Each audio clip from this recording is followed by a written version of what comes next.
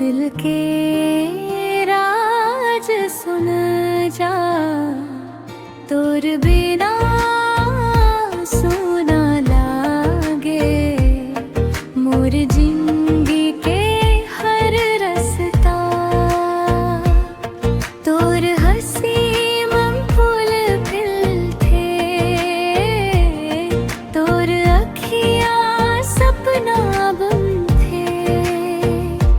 चंदा गवाही दे थे आज, मैं हमर रही ही सदा साथ।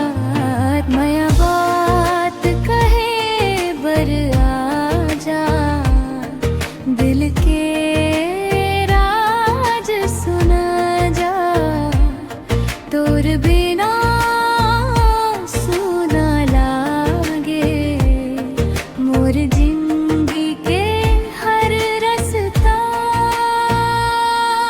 माया बात कहे बर आजा, मोर सपना ला सच बना जा। तोर संग जीना चाहब मैं, मोर मन के गहिरा दस्ता।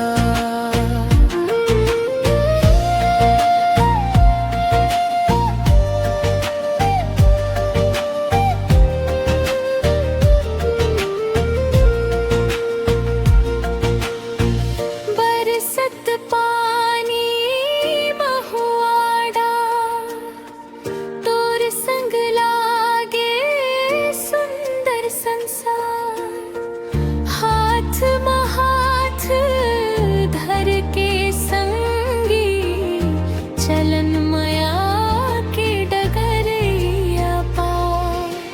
तोर बोले मरस बहे, तोर छैहा मन रहे, हर दिन तोर नाम लिखे। मोर सांस में तोर संग रहे, तोर नाम ले धड़के दिल, तोर याद मन बीते हर पल। तेंच हवस मोर आसरा।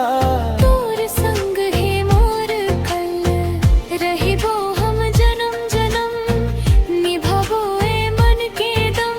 तोर संग माया के डगर जैसे फूल आऊ महके घम।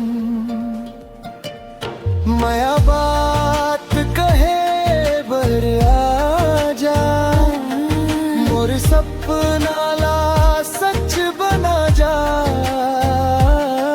जिंदगी जन्म संग रहिबो, तेंच हवस